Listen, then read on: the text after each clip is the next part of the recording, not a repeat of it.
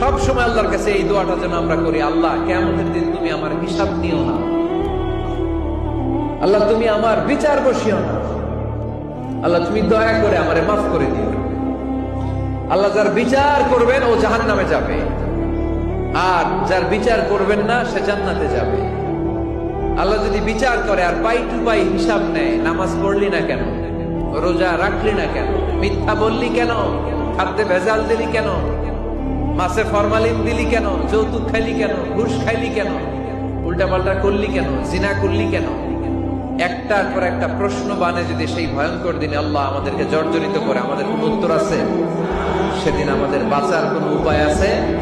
তাই আমরা সবাই আল্লাহর কাছে দোয়া করবো, আল্লাহ কোনো বিচার টিচার মানি না, কোনো বিচার করতে পারবো না, দয়া করবা। কথা কয় না? কি করবে? এবার আওয়াজ করে বলেন, বিচার চান না দয়া চান?